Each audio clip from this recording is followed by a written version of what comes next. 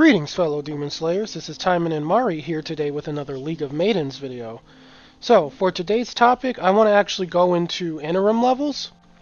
I haven't seen anyone really give a guide for that yet. I'm surprised because it's been causing a lot of stir. Like, some people hate them. Then there are some people who think that, like, when they log out of the game that they're getting brought back to level 1 and losing their progress. But no, that's just your interim level. So, what is an interim level? Well, let's go into the character screen, and I must be on the ground and idle. I'm not moving. That was weird. Anyway, were you moving? Were you doing stuff? Okay, sorry about that. That was odd. So, an interim level. What an interim level is it's basically like an in-session level that you only will have for that play session. Once you log out of the game, it's going to go away. Now, your character does have an awakening level that's permanent. Your character also has permanent skill levels. What an interim level is it's temporary levels on your character and temporary skill level ups. So if we come to a skill that costs mana, so we could better explain it. Basically, if we look at large projectile, as you can see here, it's level 12. It deals 1440 damage, and it costs 150 MP. Now, some people think that this little graph at the top applies to when you're upgrading and crafting the skill. It does not. Everything that applies to upgrading and crafting the skill is going to be on the skill card. The graph at the top is actually your interim level statistic. So, looking at the interim level, as you can see here, level 1, it's going to start at my base damage of 1440, because that's what level I have the skill at, and it's going to start at a cost of 150, because that's how much the skill costs at base. Now, what interim levels do is they just add a cherry on top to your already permanently leveled skill. So, as you can see here, by level 5, it would only cost 50 mana to do a large projectile, and it would deal 2720 damage. So, basically, the benefit of an interim level is it's a temporary stat boost, so it's easier to attain, since crafting and upgrading your skills can get expensive for you. This is something that lets you pretty much just get free power, at least for 5 levels.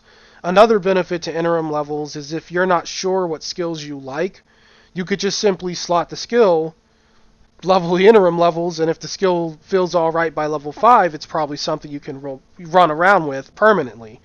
So, what I did in the beginning of the game is instead of just throwing points into skills because I was new, I tested skills using interim levels to see what skills felt good, and then I came to a conclusion of what I liked or what I thought was good. So that's another benefit to them. The biggest benefit is that they simply lower your mana costs. So, for example, if we leave this screen, if I were to try to large projectile right now, and if I were to try to hit my R for Blessed Circle, I wouldn't be able to do it. It costs too much mana. Now, if my Q and my R were both level 5 with interim levels, I could actually do both skills. So that's another thing to keep in mind. That mana reduction, or that mana cost reduction rather, is really huge, and that's probably my favorite benefit of interim levels. So, now that you guys know what they are and essentially how they work, I'm going to show you guys how I grind them quickly, because I've also seen nightmare stories of people taking like an hour or 2 hours to get their interim levels done. It shouldn't take that long. It should take no longer than like 30 to 40 minutes. And that's like going slow. Like, you could probably even go even faster, but I play leisurely. I don't really rush. So, we're almost there. I'm gonna pretend I didn't see that nightmare. She saw me, but I'm over here now. Okay. So, this is where you want to be. This is where I start my route to grind interim levels. So the first thing you're going to want to do before doing this is obviously pop an experience ticket, since that will give you 20% extra EXP.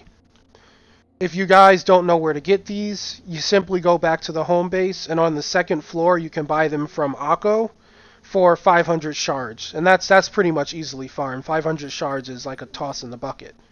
So, we're going to pop the ticket, and we're going to get going. I'm going to show you guys the route.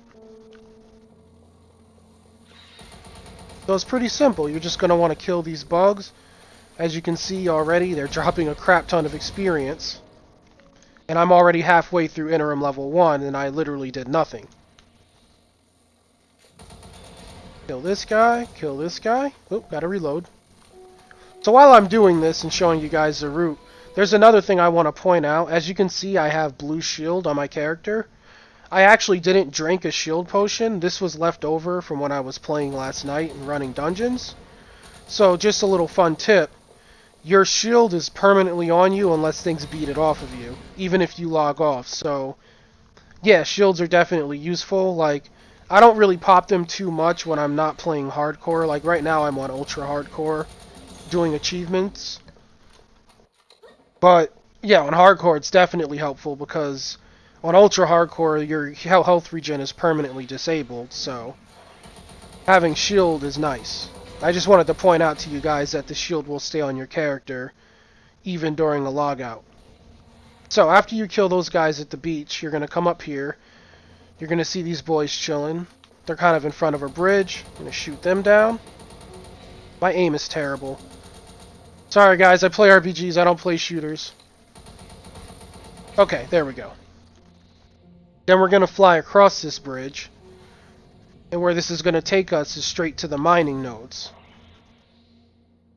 Let's get this all reloaded.